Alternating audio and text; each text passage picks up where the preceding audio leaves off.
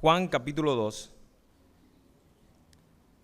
versículo 23 al 25. Hay un error ahí, le pasé mal al hermano David. Y en el primer punto, usted póngale 2 signos de interrogación a esos puntos, si no, no le va a entender después, ¿ya? Amén. Vamos a leer desde el versículo 12, Juan capítulo 2, versículo 12 al 25. Después de esto descendieron a Capernaum, él, su madre, sus hermanos y sus discípulos, y estuvieron allí no muchos días. Estaba cerca la Pascua de los judíos, y Jesús subió a Jerusalén.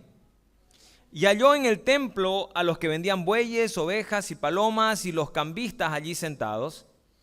Y haciendo un azote de cuerdas, echó fuera del templo a todos, y las ovejas y los bueyes, y esparció las monedas de los cambistas, y volcó las mesas, y dijo a los que vendían palomas: quitad de aquí esto, y no hagáis de la casa de mi padre casa de mercado. Entonces se acordaron sus discípulos que está escrito: el celo de tu casa me consume. Y los judíos respondieron y le dijeron: ¿qué señal nos muestras ya que haces esto? Respondió Jesús y le dijo: destruid este templo y en 3 días lo levantaré. Dijeron luego los judíos: en 46 años fue construido este templo y tú en 3 días lo levantarás. Mas él hablaba del templo de su cuerpo. Por tanto, cuando resucitó de entre los muertos, sus discípulos se acordaron que había dicho esto y creyeron la Escritura y la palabra que Jesús había dicho. Estando en Jerusalén, en la fiesta de la Pascua, muchos creyeron en su nombre, viendo las señales que hacía. Pero Jesús mismo no se fiaba de ellos, porque conocía a todos. Y no tenía necesidad de que nadie le diese testimonio del hombre, pues él sabía lo que había en el hombre. Vamos a orar. Señor, te damos gracias, Padre, en esta mañana por tu amor, por tu misericordia. Gracias porque tú eres Rey, Señor. Gracias porque tú eres, Señor amado, el que nos convoca a tu casa. Toda tu iglesia ha respondido a tu llamado. Toda tu iglesia, Señor amado, hoy ha respondido a tu llamado, Señor. Eres tú quien nos convoca, eres tú quien pone en nosotros el querer como el hacer. Eres tú, Señor amado, quien pone esa necesidad de buscarte, de venir a alabarte, Señor amado, con tus hijos, de venir a escuchar tu palabra, Señor amado, en la compañía de tus hijos. Padre Santo, de que nuestros hijos puedan estar en clase con otros niños, buscándote, conociéndote, Señor. Que tu palabra, Señor amado, en esta mañana que ha sido cantada, que tu palabra, Señor amado, que esta mañana ha sido orada, que sea tu palabra, Señor amado, la que gobierne, Señor amado, este tiempo y el resto del tiempo de esta mañana. A ti, solo a ti te damos la gloria y la honra. Gracias, Señor. Amén y amén. Hermanos, el Salmo 19, que fue con el que empezamos hoy, justamente nos mencionaba acerca de la importancia de las Escrituras. La importancia que tienen que tener las Escrituras en nuestra vida cotidiana. La naturaleza misma Dios la diseñó para que anuncie su palabra. Entonces nosotros no podemos restarle importancia. No es solamente del culto dominical, sino de todos los días. La semana pasada justamente nosotros veíamos acerca de el llamado que Dios hace a la adoración. Dios nos llama a ser verdaderos adoradores y nosotros entendimos la semana pasada que solamente en Cristo podemos rendir verdadera adoración a Dios, porque nuestra adoración está manchada. Aquellos que vendían bueyes, aquellos que venían a comprar los bueyes y que habían hecho de la casa de Dios una casa de mercado, estaban presentando una ofrenda manchada a Dios, una ofrenda que Dios no había pedido. Nosotros tenemos en el Antiguo Testamento casos de personas que presentaron a Dios algo que Dios no pidió. ¿Y se acuerdan qué pasó con esas personas? que ofrecieron fuego extraño en la presencia de Dios? ¿Qué pasó? ¿No se acuerdan? Dice la palabra que fueron consumidos. Esa es la palabra que se utiliza en el hebreo, como que viniera algo y los consumió. ¿Y por qué? ¿Hicieron algo mal? ¿Pecaron? ¿Qué hicieron? Presentaron algo que Dios no había pedido. Y nosotros vemos en el libro de Juan, en lo que acabamos de leer, justamente que Dios no pidió esa adoración, pero ellos estaban adorando de esa manera. Y viene el Señor, ¿y qué es lo que hace? Al buen veniano, ¿no? Armó un colepeji y lo sacó a chicotazo. Así de simple. Eso fue lo que hizo el Señor. Porque el Señor no acepta la adoración falsa. No acepta una adoración que Él no ha pedido. Obviamente Jesús también estaba mostrando el hecho de que es Dios, porque Él rige, Él es el único que puede regir sobre su adoración. Pero lo que vamos a ver hoy, porque eso ya lo vimos la semana pasada, no vamos a repetirlo, lo que vamos a ver es en la conclusión con la que Juan termina esta parte. Y justamente está de los versículos 23 al 25. Estando en Jerusalén en la fiesta de la Pascua, muchos creyeron en su nombre. Hasta ahí, vamos a ver. ¿Qué dice la palabra? Muchos creyeron en su nombre. Estamos hablando de que la gente creyó. Y lo que Juan dice era una fe genuina. Una fe que decía, Él es el Hijo de Dios. Él es más que un profeta. Tal vez usted y yo tengamos esa fe. Tal vez tengamos esa fe que nos hace venir cada domingo a la iglesia, o que nos hace estar en oración, o que nos hace abrir nuestra Biblia. Pero fíjese lo que continúa aquí el evangelista diciendo, viendo las señales que hacía. ¿Qué pasa con esta fe? Esta es una fe al parecer superficial. Igual nosotros vamos a ver, que ya lo vimos en realidad, en el capítulo 1, que dice que después de que el Natanael escuchó y creyó, y termina el capítulo 1, y creyeron, los discípulos creyeron en él, pasa al capítulo 2, en la primera parte, cuando Jesús convierte el agua en vino, que justamente meditamos en él hace unos domingos atrás, y ¿cómo termina? Y los discípulos creyeron en él. O sea, esa fe necesita echar raíces. Esa fe necesita profundizarse. La fe de esos discípulos no es distinta a la que tiene Franco, a la que tiene Diego, a la que tiene Rodrigo. No es distinta a la que tenemos nosotros, a la que tengo yo. Necesitamos nosotros prestar atención a la palabra para que nuestra fe pueda ir cada vez más profunda. Nosotros no echamos raíces en tradiciones.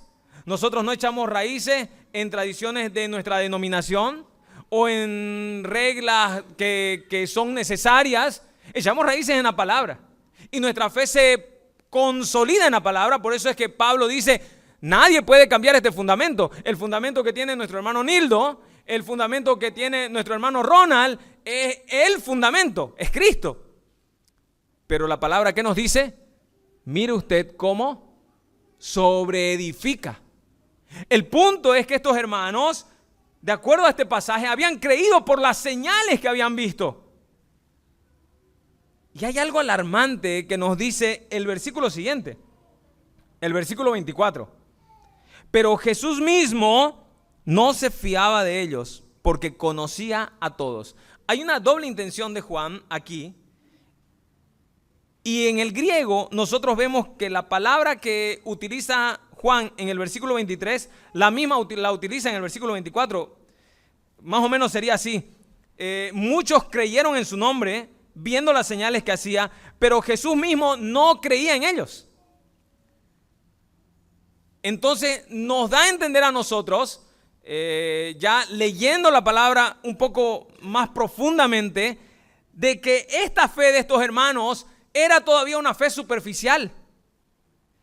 ¿Por qué tenemos una fe superficial? ¿O cómo es que nosotros tenemos una fe superficial Y esto es un examen para todos nosotros. Para el hermano Esteban que está allá, para el hermano Windsor que está aquí, para cada uno de nosotros, el hermano Didier que está acá. Cada uno de nosotros somos confrontados esta mañana. Yo soy confrontado esta mañana con esta palabra. ¿Por qué? Porque dice que aquí Jesús no creía en ellos, porque los conocía. ¿Pero qué significa eso? Que nosotros podemos tener una fe superficial. Que nosotros podemos caer en esa superficialidad. Ellos creían, pero Jesús no creía en ellos. ¿Se da cuenta? Ahora, el examen aquí es cómo adoramos a Dios. Cómo nuestra vida es una vida de adoración. ¿Será que yo solamente creo porque Dios me guarda? Dígame, hermano, lo siguiente. ¿Alguna vez usted ha dicho, ay, tengo que ir a la iglesia porque si no por ahí me pasa algo entre semana? ¿O alguna vez usted ha dado una ofrenda? Si yo no doy mi diezmo, por ahí el Señor me quita el trabajo. O si yo no doy una ofrenda, por ahí el Señor no hace lo que yo le estoy pidiendo. Y en nuestro corazón, que está ligado al pecado, que nuestra naturaleza es pecaminosa, justamente nosotros tenemos esta idea en nuestro corazón. Y estas personas estaban en eso, empezando a conocer al Señor, pero Jesús no creía en ellos. ¿Por qué? Porque su fe era superficial. Porque simplemente habían creído por los milagros. Porque simplemente habían creído por las señales. ¿Será que yo creo en Dios porque Dios me guarda? ¿Será que yo creo en Dios porque Dios responde a mi oración? ¿Será que yo creo en Dios porque Él hasta ahorita no me he chocado, no me he enfermado, no me ha dado chikungunya? No sé. Hasta hace unos años atrás, yo no sabía lo que era una aguja y una inyección. Y si usted quiere, sin que la mire, le puede preguntar a mi esposa, ¿no? No sabía yo. 36 años y no sabía lo que era un suero, una inyección. Hasta hace 3 años atrás que padecí de la vesícula. Un año después casi me da cirrosis por dengue. Me dio dengue. Y de ahí tuve una complicación hepática y estuve a punto de ser clase 3 o nivel 3, no me acuerdo cómo se dice. Pero en medio de todo eso, yo le decía, Señor, aquí estoy, con vesícula o sin vesícula, con hígado o sin hígado. Pero no fue que yo llegué a esa conclusión a la primera, ¿no? Y le dije, venga la enfermedad que venga, venga la complicación que venga. No, el Señor tuvo que tirarme al piso, me dio un clive de eso al piso. Y ahí postrado de rodillas le tuve ya que decir, Señor, no importa. La palabra del Señor tuvo que otra vez quebrarme y decir, ahí, si el Señor quiere verme en la cama voy a estar adorando al Señor. Pero eso no es sencillo. ¿Por qué creen ustedes que Santiago dice que el final de la prueba tiene que tener su obra completa? Nosotros necesitamos ser probados. Es necesario que seamos probados. Pero si nuestra fe es simplemente superficial, si yo solamente respondo si Dios me responde, si yo solamente ofrendo si Dios me da, o si yo lo hago por temor a lo que pueda pasar, no estoy adorando a Dios. Estoy adorándome a mí mismo. Yo busco mi beneficio. Yo pienso que hay un beneficio en buscar a Dios. ¿Y qué es lo que busco? Como buen economista que somos, buenos economistas. Vamos a ver el negocio. El negocio está en buscar a Dios. Porque Dios me bendice, porque Dios me guarda. Porque Dios guarda mi matrimonio. Porque Dios guarda mi hogar, guarda a mis hijos. Entonces es negocio buscar a Dios. ¿Será que esa es la fe que nosotros tenemos?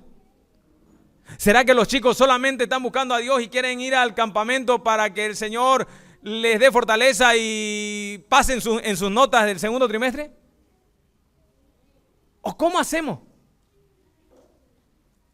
¿Se da cuenta? Eso es lo que el libro de Juan expone. Porque dice que ellos creyeron en Jesús, pero Jesús no creía en ellos porque los conocía. Porque el Señor conoce nuestro corazón. Obviamente aquí Juan está exponiendo que Jesús es omnisciente. Ya vamos a llegar ahí. Pero algo que también nosotros necesitamos entender es que buscamos a Dios a nuestra manera. Buscamos a Dios como nosotros queremos. No es mi prioridad congregarme. Yo voy a la iglesia si tengo tiempo. Yo voy a la iglesia si no hay otra cosa que hacer. Yo voy a la iglesia y no es importante llegar desde el inicio porque solamente voy. ¿Cómo estamos buscando a Dios?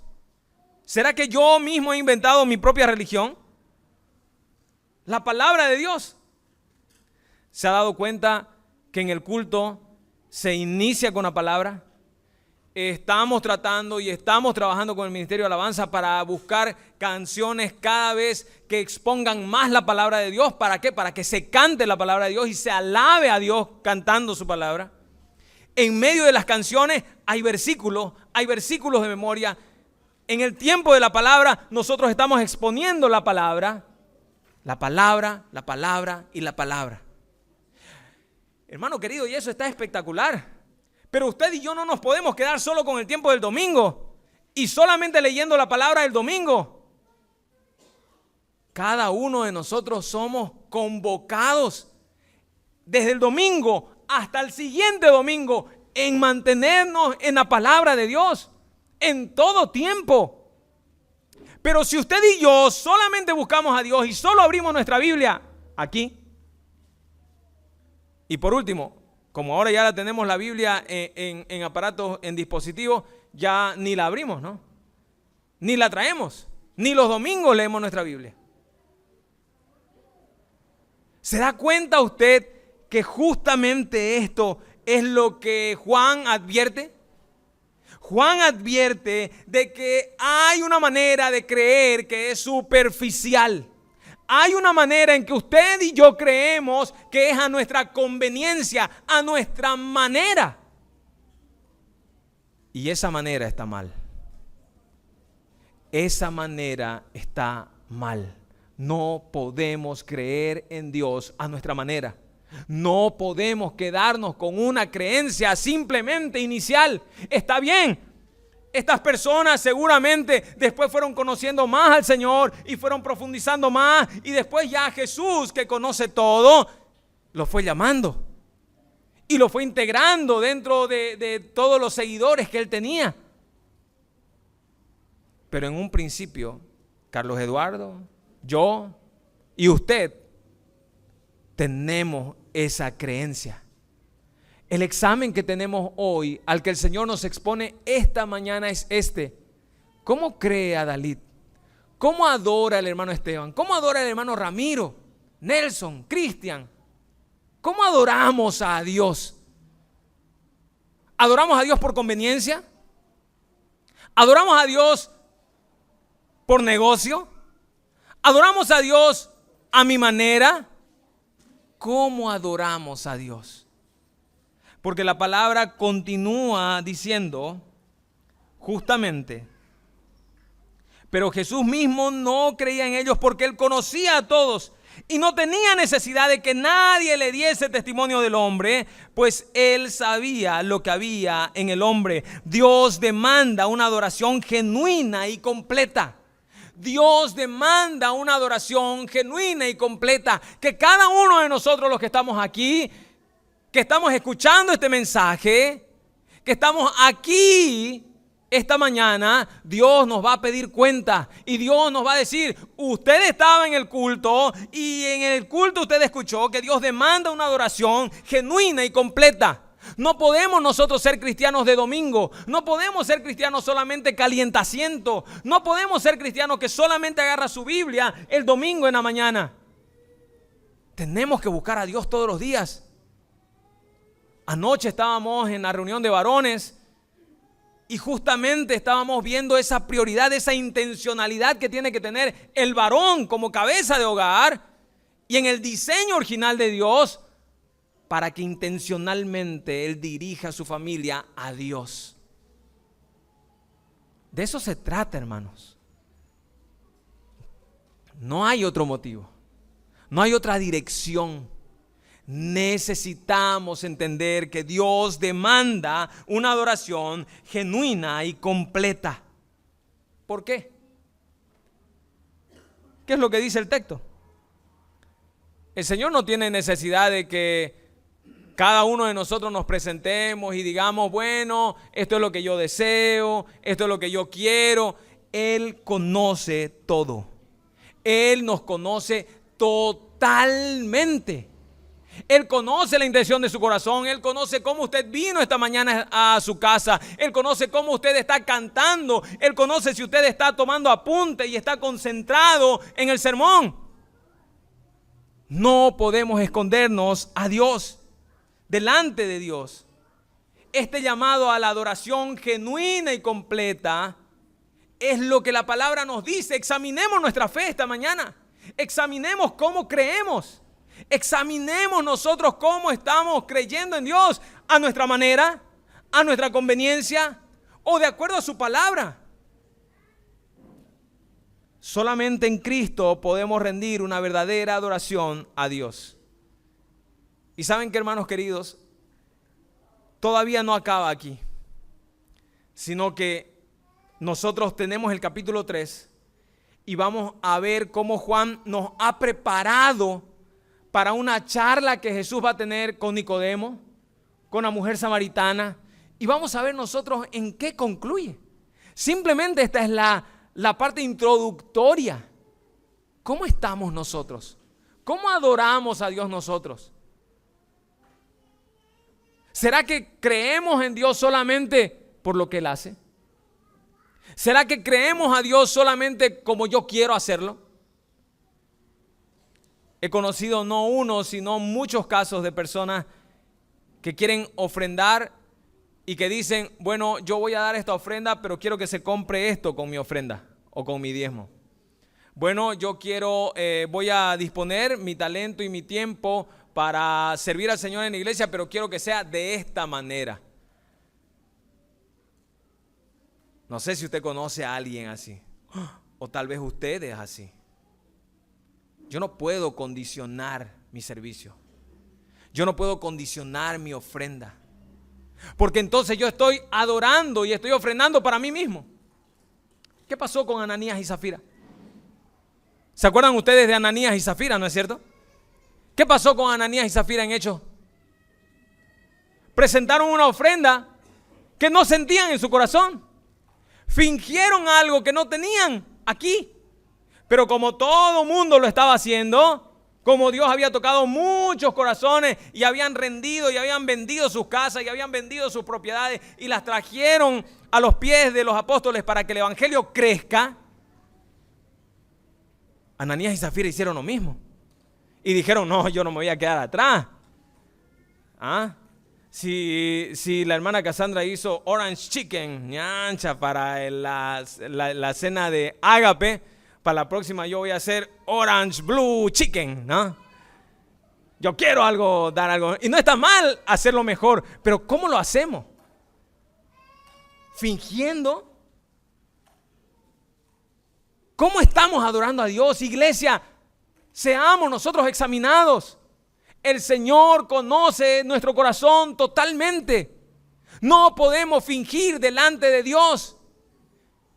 Empecemos y volvamos y permanezcamos en la palabra de Dios. No hay otra manera. Hermanos queridos, tenemos grupo de oraciones de los hermanos varones y de las hermanas. De los hermanos tenemos grupo de oración en la mañana a las 6 y a las 7. Vamos a abrir, porque hay más de 5 hermanos que quieren orar en la noche. Vamos a abrir otro grupo nocturno. Las hermanas sé que tienen grupos en la mañana y en la noche. Pero no solamente necesitamos orar como varones y como hermanas, mujeres, como familia. Esto tiene que estar en la casa. Necesitamos poner a Dios que reine y gobierne en nuestras casas. Y eso es con la palabra de Dios. Eso es examinando nuestros corazones. Eso es creciendo en el conocimiento de Dios y entendiendo que solamente en Cristo podemos dar una adoración verdadera a Dios.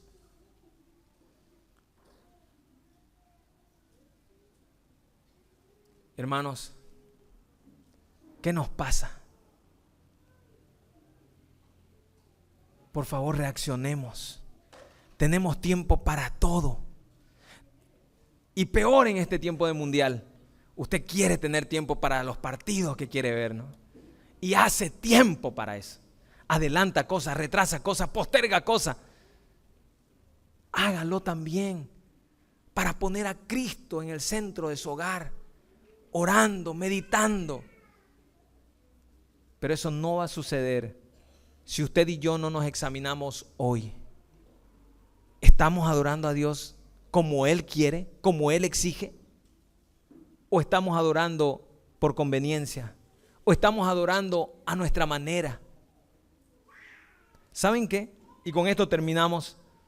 La palabra nos dice, en Santiago igual, piden y no reciben porque piden mal, porque piden para ustedes. Pero cuando nosotros aprendemos que todo se trata de Dios, cuando nosotros aprendemos de que todo es para la gloria de Dios y lo que nosotros tenemos que pedir tiene que estar de acuerdo a su voluntad, claro que el Señor va a responder. Santiago también dice, justamente, tal vez pasa esto porque no tienen sabiduría. Pidan a Dios, el cual da abundantemente. Tal vez usted y yo no sabemos cómo estos hermanos habían creído en Él, pero no sabían cómo. Ahí estaba Jesús. Jesús los miraba y Jesús sabía y conocía el corazón de ellos, como conoce el nuestro. Pero en ese momento Jesús no los echó, los abrazó, los acercó, cambió su corazón. Nosotros necesitamos tener ese encuentro con Dios. Necesitamos decirle, así como decíamos en la última canción, Señor, por tu misericordia, porque para siempre es tu misericordia. Yo quiero amarte por lo que tú eres. Yo quiero servirte por lo que tú eres. Yo quiero darte por lo que tú eres. Yo quiero ser un verdadero cristiano porque soy hijo tuyo. Cambia todo, ¿no? Todo. Hermanos queridos, ¿cómo estamos adorando a Dios? Quisiera, aunque nos vamos a salir un poco del horario, quisiera pedirle por favor a los hermanos del Ministerio de Alabanza que pudieran subir y pudieran ayudarnos a entonar una vez más esta alabanza que nos lleva a Cristo y que podamos decir nosotros esta mañana, Señor, yo quiero adorarte, pero quiero adorarte a ti y quiero adorar en ti. Gracias, Cristo. Gracias porque es en ti que existe la posibilidad, que hay la posibilidad de que yo tenga una verdadera adoración. Vamos a ponernos de pie esta mañana.